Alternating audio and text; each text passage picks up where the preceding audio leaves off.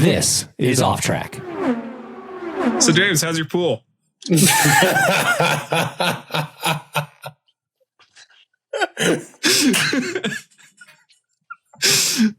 it salty by chance? Yeah, it's so salty, but no, it's the perfect amount of salt.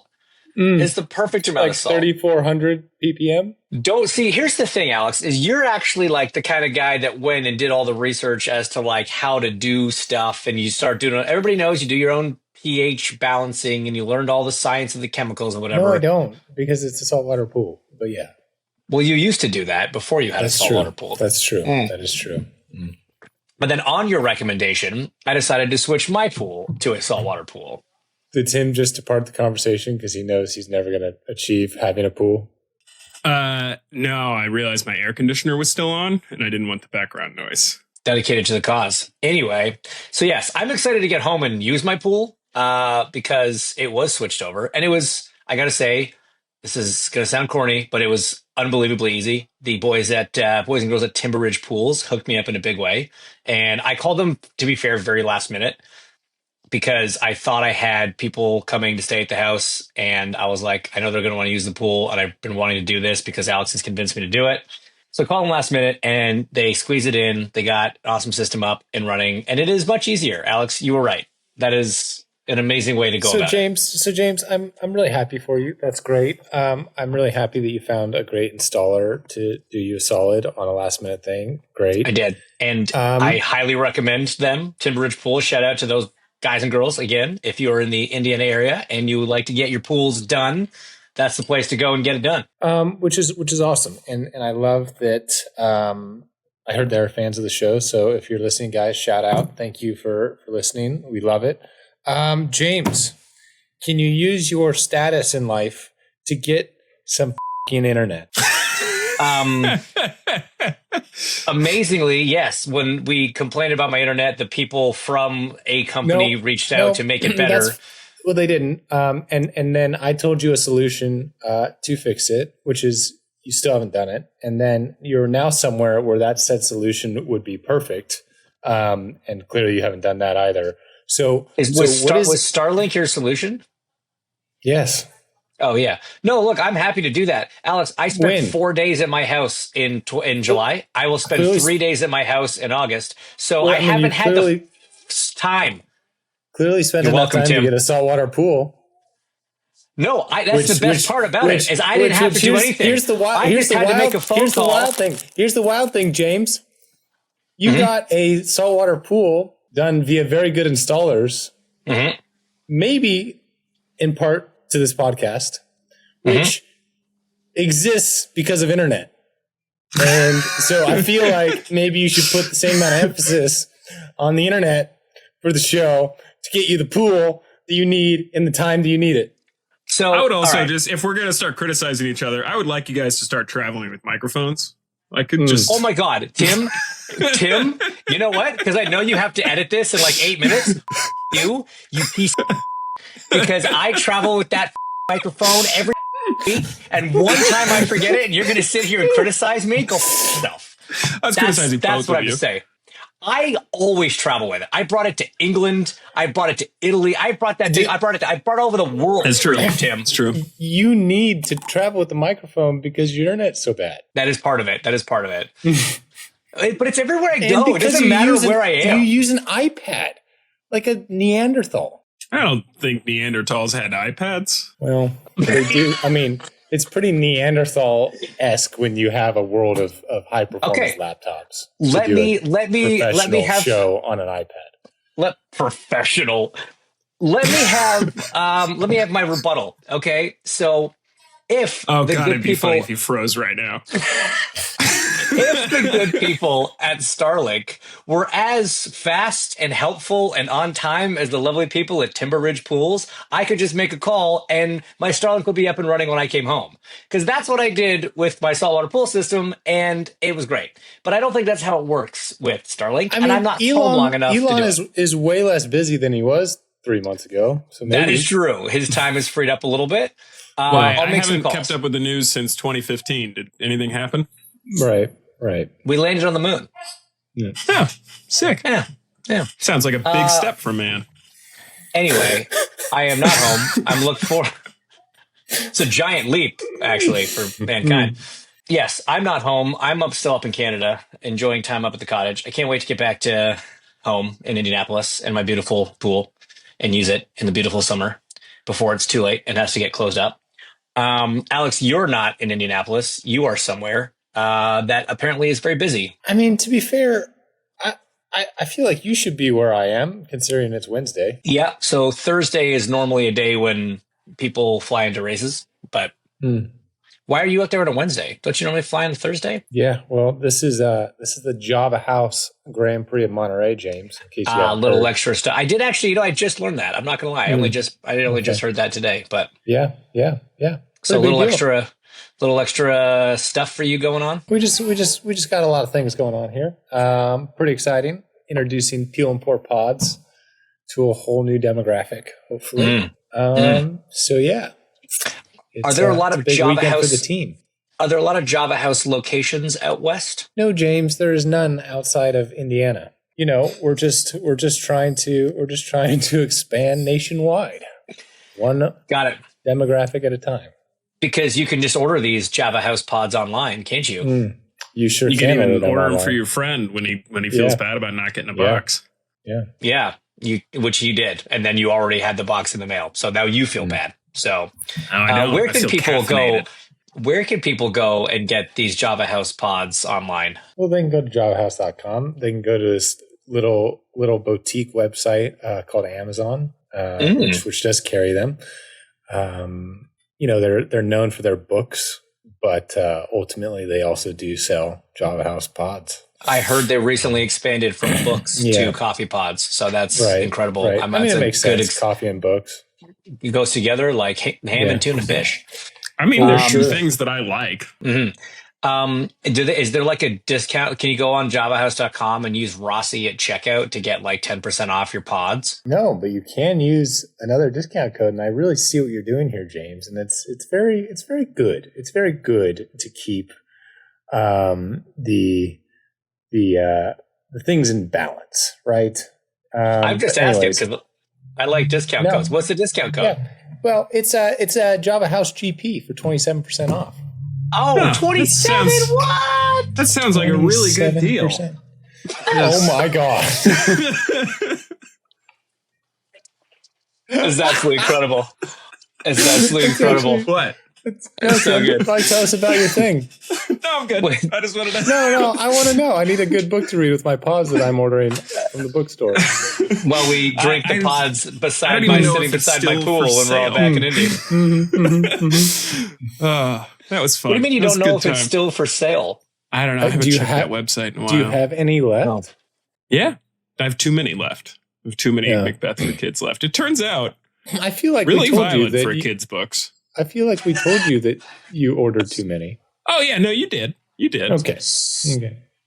We love Dream the big. enthusiasm. Yeah. You believed in you, and that's a good thing because Lord knows not a lot of others would have. That's fair. That's fair. Right, including us. All right. Well, there was a race. Yeah, we should probably go back. Alex, we should probably go back in time and talk Toronto for a hot minute. Alex. Yes, James. How did we feel? I mean, we talked going into Toronto. You were hopeful that there was some stuff that you guys found that would be better. How did practice go? Bad. Okay. But then how did qualifying go? Badder. Got it. Got it. How'd the race go, though? Baddest. Yeah, I thought you were going to say that. Yeah.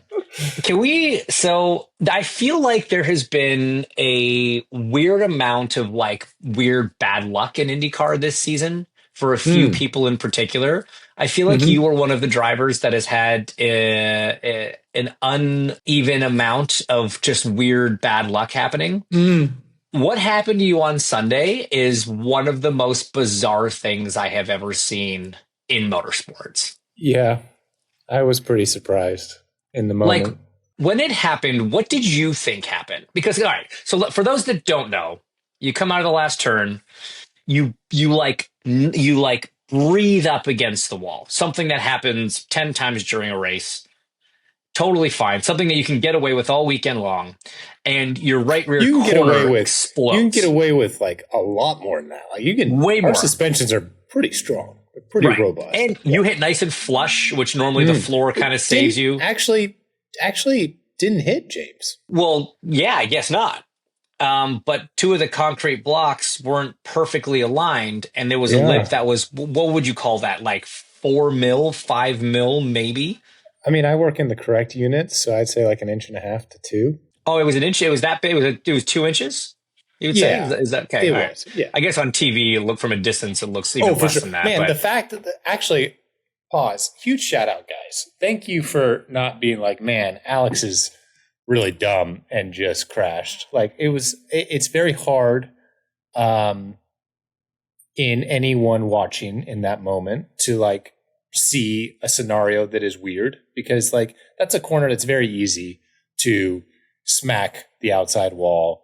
Many right rears have succumbed to that wall, and your day's over, because it's not that it's a terrible mistake, but it's a mistake nonetheless, and it's a day ender.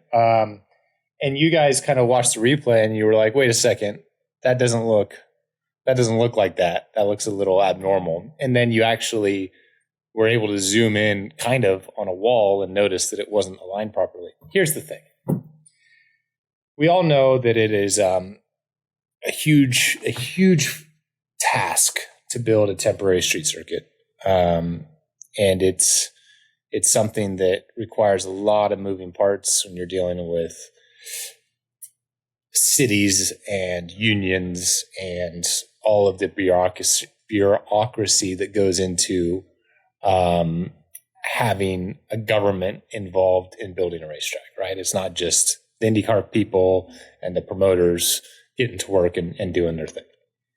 But I will say this isn't the first time something like this has happened, number one. Number two, when you showed up to do the track walk on Thursday, which was at 5 p.m., you can't say that you're at all surprised that something like this happened.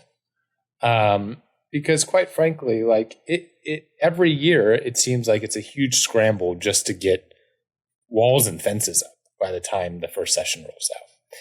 And we are an elite professional sporting organization, right? And so there has to be, at least occasionally. No, we are. I mean, this is a professional sports league. This is the highest level of open wheel motorsports in North America and the second highest level of open wheel motorsports on the planet, right? So there's got to be some level of standard, I guess. And so it's disappointing to have a day end when it's ultimately like a manufacturing default of the track. Like it's one thing if your day ends because the car breaks or the engine fails or whatever, and it's people that are pushing performance limits, right, to try and gain that extra advantage or whatever. You're going out on a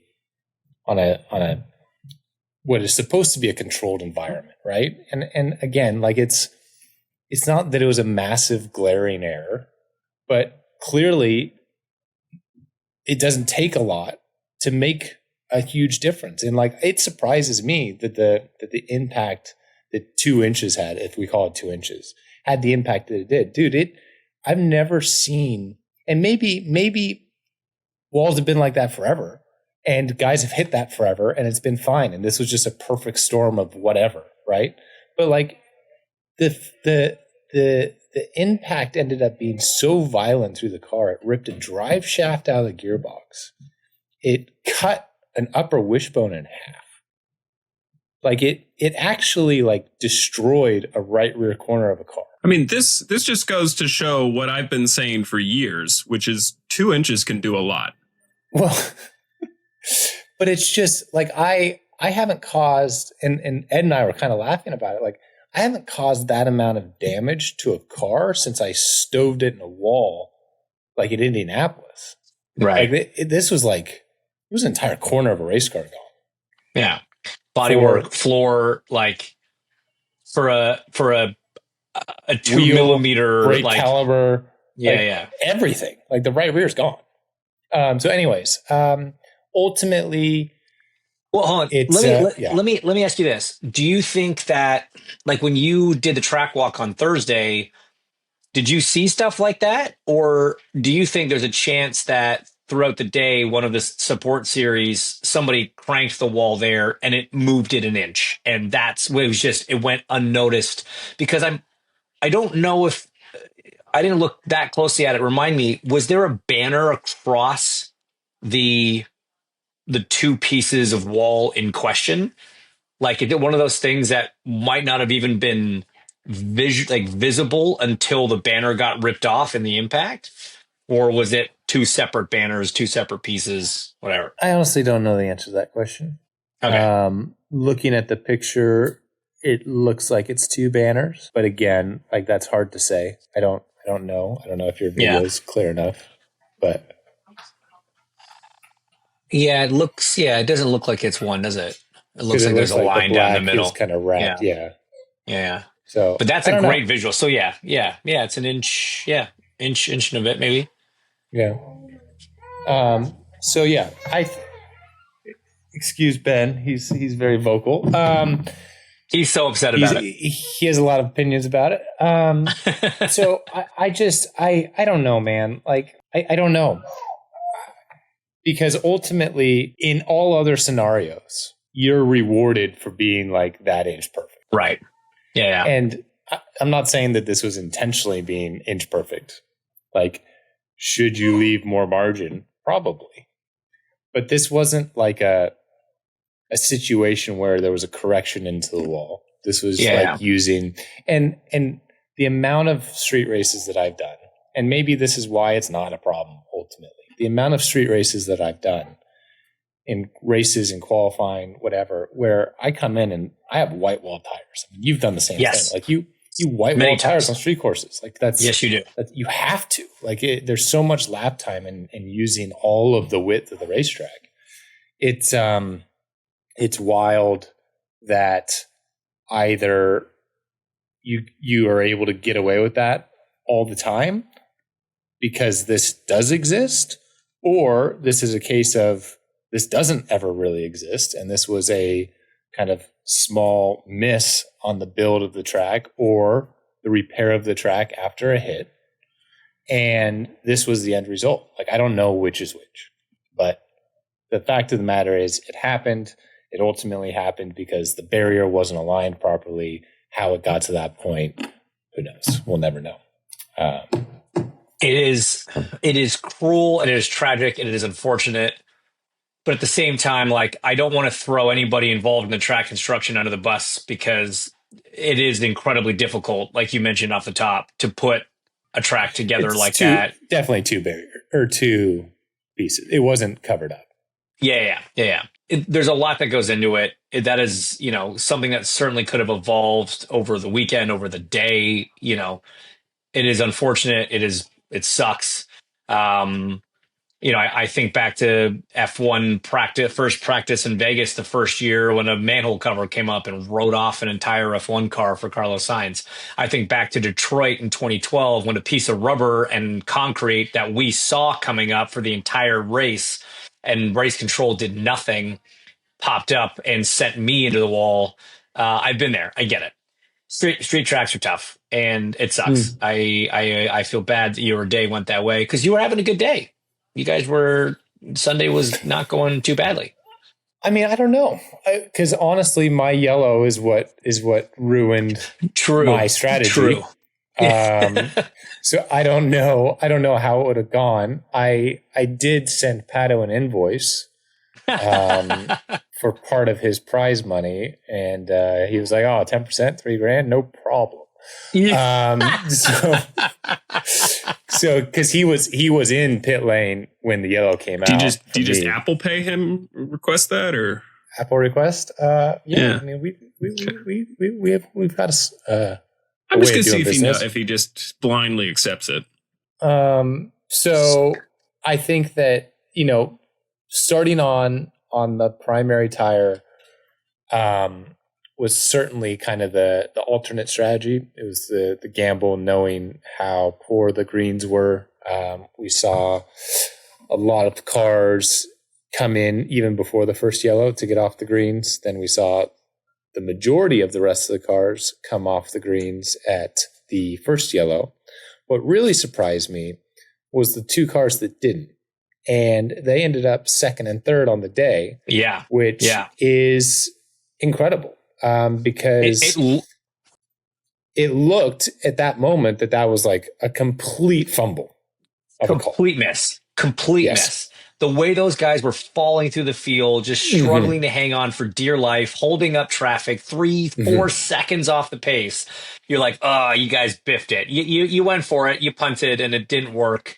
And man, did it ever work? So 60 laps later, here we are with a Pato win and a Renus second, and Kiffin securing his first IndyCar podium and third. Obviously, you guys already listened to the Tuesday episode with Renus, but I mean, just a huge shout out to him, obviously, but also Kiffin as well, man. Like that's huge. We talked about it, I think, last week or 2 weeks ago, kind of the role that he's been on, not only in races, but in qualifying.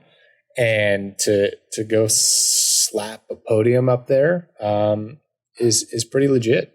I mean, what a rate of development.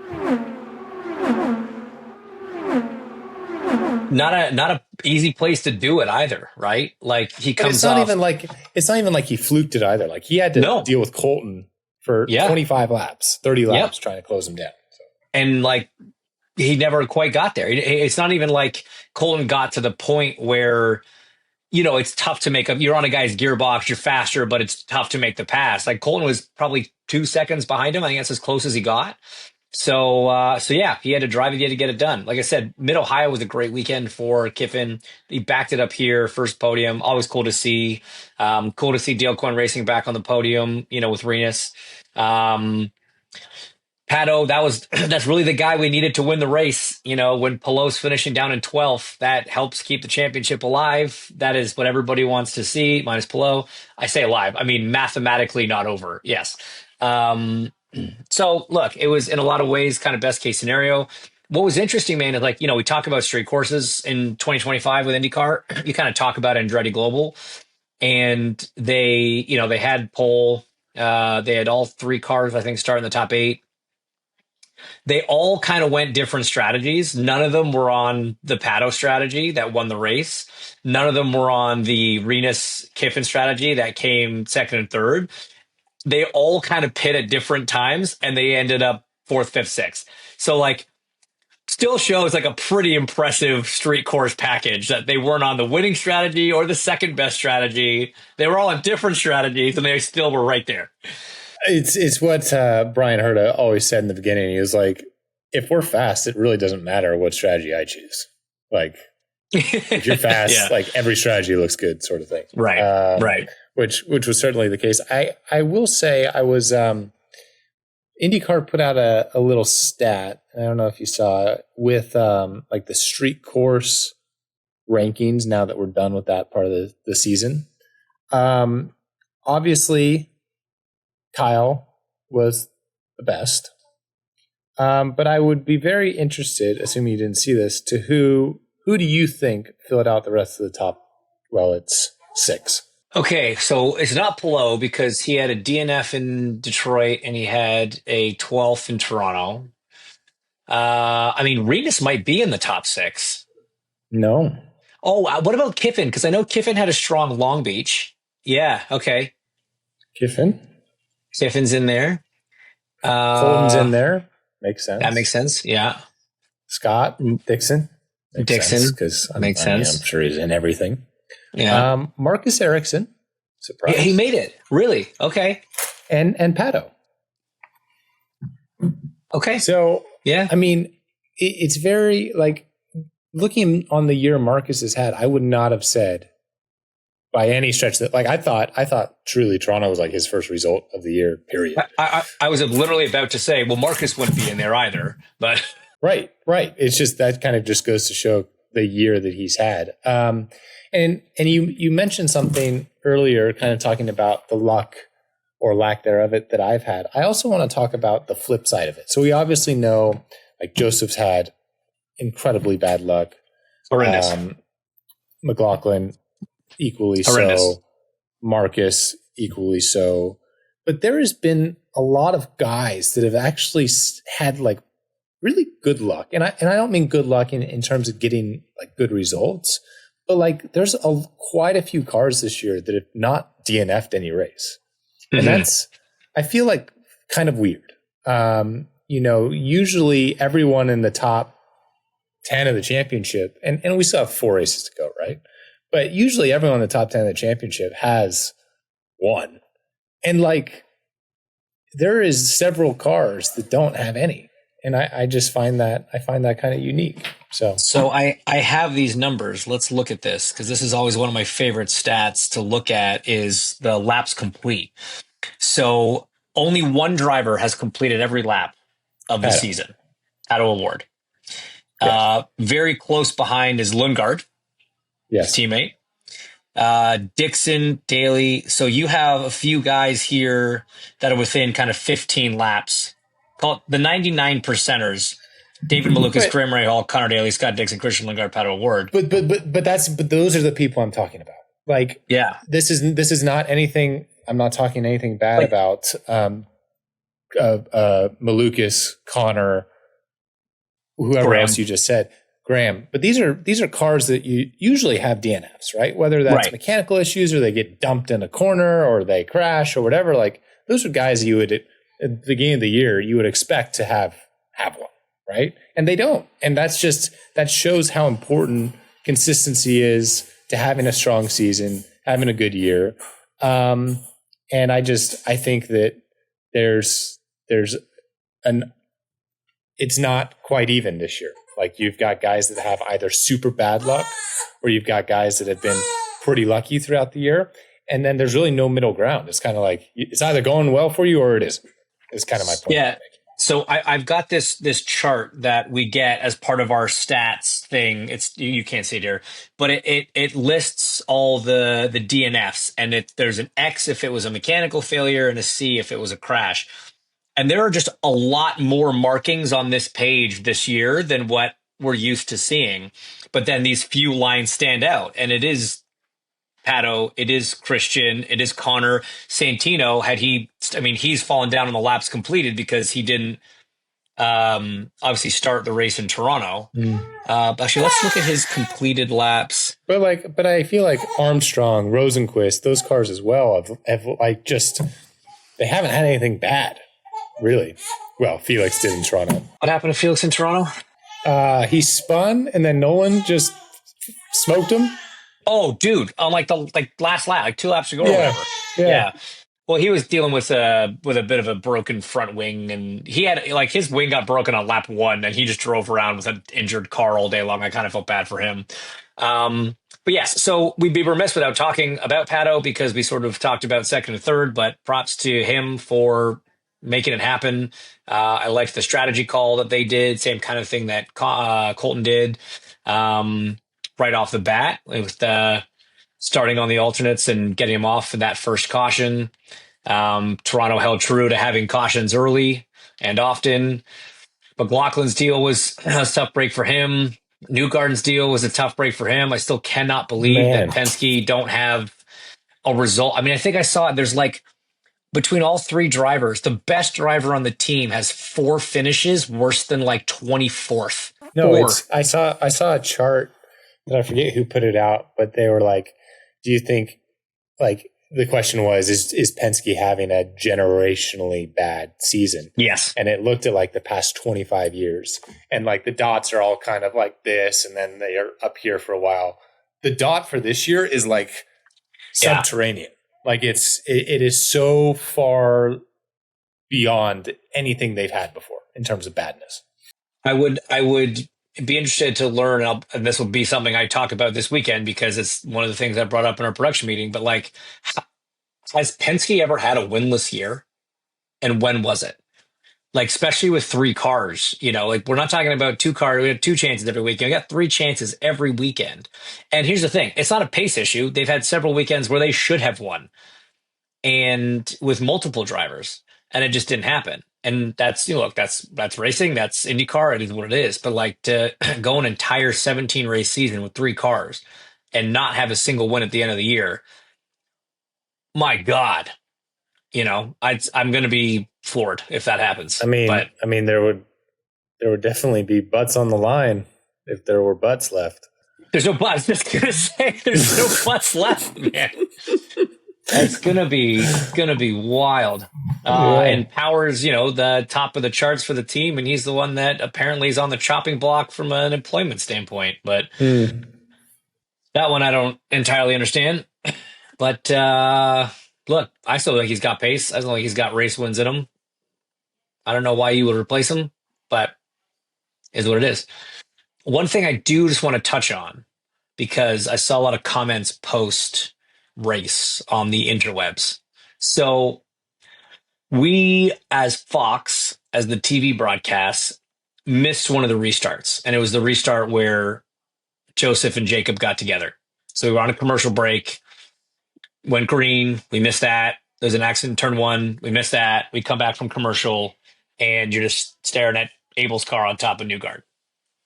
And a lot of people were very upset about the fact that we missed the restart. I would like to say one thing from like a bit of a just kind of a way, but like it needs to be said because I've done it. We've all done it. Everyone's done it. If you've never produced a motorsports broadcast, maybe just throttle back on the vitriolic language when you have an issue. If there's something you want to say, by all means, have an opinion. But like, if you've never done it, kind of like a little bit, just calm down. You know what I mean? I think it's important to understand there's a lot of things that go on behind the scenes that people don't realize. And if we count all the cautions and all the restarts that have happened in IndyCar in 2025, it's the first one we've missed. And there's a reason for it, right? It's not something that we just do arbitrarily. There was an issue that caused that particular situation. We know it. It's not what we obviously aim to not do that. We know exactly what happened. We effort every weekend to make sure those things don't happen. So like, just relax. We also have replay machines. So like, calm down. It's fine. I just needed to get that out there because it's annoying when people kind of go after a group when they don't really know what's going on. I'm sure I've done it. So I'm going to stand up and own that. But also I'm trying to let everybody know that we're aware of what happened and it was not intentional. We try to make sure it never happens, but just half cup of backing off from where you guys are. That's all I got to say about that. Honest question. How does that happen? I'm just curious. Like, what sequence of events needs to happen? Because, I mean, you have race control. You know when it's ending and going green. And it's not like a 15-second heads up. Like, it's minutes. So I'm just curious. Like, what has to occur for that to happen? So you plead the fifth. I did plead the fifth a little bit. Was it like someone? Was it like I don't need? There was a miscommunication. There was a miscommunication. Someone's in the bathroom. There was a miscommunication. And the guy with the green button wasn't in the room for some reason. Okay, we're gonna go with it was a miscommunication. There is a system in place that is supposed to avoid that thing from happening. And there was a breakdown in communication somewhere along the lines. And that's what led to that. Unfortunate. Yes, Alex. Are there butts on the line? Dude, this is motorsports. There's always butts on the line. Hell yeah. That's how it works. Yeah. Anyway, that all aside. So Laguana this weekend. You're out there early because of the Java House 200 or whatever it's called. Java House Grand Prix. What is it called? It's not the 200. I don't know. I was just throwing out words. It's the Java House Grand Prix in Monterey. All right. That's why I asked. That's what you're here for. Are we excited? How do we feel about Laguna? We feel great. I love this track. It is my home track. It's the track that I was introduced to motorsports on. Track I grew up coming to with my dad. How old were you the first time you came here? when I was 3, so 94. Wow. For the IndyCar race? For the kart race? Whatever it was? Kart race, yeah. Kart race? Yeah. Okay. Max Pappas was my favorite driver as a kid, which is wild. He's Ben's favorite driver too, believe it or not. There you go. And always qualified really well here. I think I was told I've been the Fast Six 4 times here since we came back in 19, but only one podium. So need to be a bit better in said races, but also some of these races are just a complete and utter show of an event in terms of yellow flags and crashes and everything. I think with our new restart rules and all that sort of jazz, it'll be much better. So I don't expect a race like that. The team was pretty good here last year, and the good Lord knows we need a good result, and no better time to do that than my home race / the title sponsor of the race is on my car. So anytime extra motivation all around. A car sponsored by the title sponsor of the race does well, I scream fix. I always have, and I always will. Give me 50 extra horsepower, please. Yeah, don't care. I will not be mad if that is the case this time. All right, that's great. I'm glad that you're excited about it, and hopefully it goes well. What the people really want to know is, how was Ben's first flight? He did great, man. Yeah, he did good. No dramas. But I also feel like everyone was he quiet? Was he fussy? Or did he just sleep for 4 hours and just sometimes awake, but mostly asleep? That's going to lull you into a sense of security. No, the first 2 years are super I know that. Easy. Everyone said it's super easy in the beginning because all they do is eat and sleep. No, I'm well aware when they're a toddler and they have opinions, it goes to hell. Because Hazel at 11's hard to fly with. Him. No, Hazel's perfect. Don't lie. She's really easy to fly with. Was she ever a bad flyer? Like, did she go through a phase where flying was an absolute terrible thing? 3 and 4 is rough. Well, remember that was when he abandoned all of his screen time rules was on airplanes because he was just like, whatever you need to keep your mouth shut. Great point. Although I will say the one thing that it changed was like, I am no longer bothered at all if there's a crying baby on a plane. Yeah. Like the only emotion I feel is I feel sorry for those parents. Like, I'm not upset. I'm not annoyed. Yeah. I kind of default to that now too, because like the only person who is hating it worse than you is the person who owns the kid. Like, because they are also having to hear it, but also it's their responsibility and they are carrying the weight of all 163 passengers on board. So yeah, I'm with you on that one. It's hard to get mad at that scenario. Yeah. I don't know. Why Alex is not on board. He's like, shut that kid up. 10 times out of 10, he's like, I know there's ways. Why was this the first race you wanted to, or first flight you wanted to bring him to? Why make the trek out to California, Will? Because we are staying after, because it's a late birthday trip / present from my dad. He got us on Pebble. So we're going to go play Pebble on Monday. Oh, very cool. Pretty cool. I'm nowhere near good enough as a golfer. If you need any tips, but I've played it 5 or 6 times. All right, Mr. In fact, a majority of Mr. my Stick. golf has been at Pebble. An overwhelming majority. Yeah. Well, that's nice for you. Yeah. I've only played 3 rounds of golf not at Pebble. So, okay. All right. Cool your jets. There. Watch out for 7. It's a doozy. 8? You don't know what you're talking about. I don't. I parred one of them though. You can do it. It's really, you could probably actually birdie it because it's like 120 yards and it's for like downhill for like and you just chip it onto the green and then put it in. Par 3, beauty. Yeah. I've been to a car show there. Does that count for anything? No. I'm actually jealous because that's what I would rather do there, and I have not done that. Did you go to like the actual concourse? Yeah, that's pretty cool. When did you do that? My friend Ed was emceeing it. That would have been like 2011, 2010. That's cool. Do you know what do you remember what the celebrated mark was that year? I think a Duesenberg won Best in Show or whatever it was. They would. Those doozies. I like Duesenbergs. So do I. You would. Is it weird to anybody else that like we're almost done this year? It is really weird. Does it? I guess It's really we're not weird. even in August yet. We have 4 races left, and then we're. I mean, done. that's dumb. That's really dumb because everyone in the entire paddock is like torched right now because this stretch, dude. But then also everyone is like, wait, you mean we get a weekend off and then it's 2 back-to-back and then it's a weekend off and then it's over? Like, then what are we supposed to do? It's just right. I mean, there's gotta be a better way of doing this. This is not the episode for it because we got 7 months of an off season to talk about it. But like,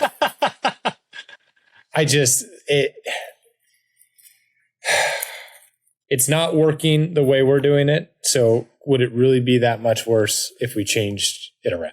I guess is the thought that I have, and we don't need to get into it. I'll leave it at that.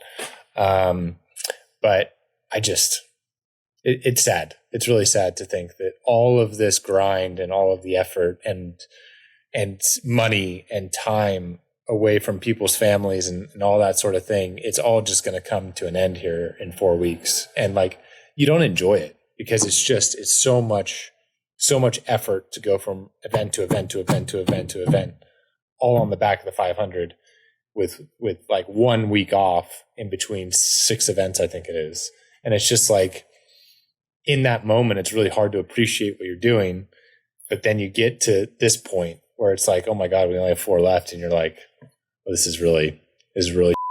And then like, how do you keep any momentum? And I don't know. What I want to like, I'm curious, and we're out of time, but like NASCAR do this 36 times and they have like 2 weeks off. I think 2 weekends off, basically from Daytona to wherever they end their season.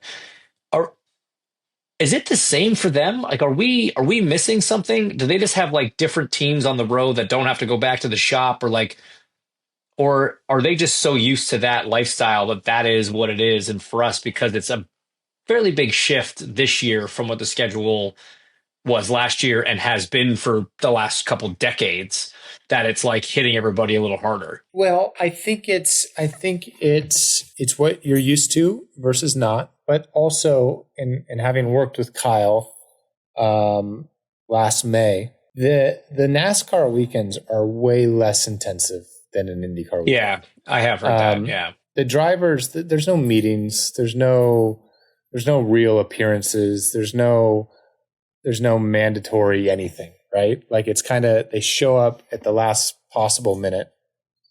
They jump in the car and then they leave immediately. So while the work that they're doing on the racetrack is very intense and very challenging and strenuous and everything, it's such a fraction of the event. It's not a 4-day weekend for them. They're not showing up on a Thursday and dicking around. Like you flew out on a Wednesday Friday afternoon. You go out on a Wednesday and you're going to be busy all day Thursday, all day Friday, all day Saturday, all day Sunday, spend all day flying home Monday. You'll get Tuesday at home. Like it's.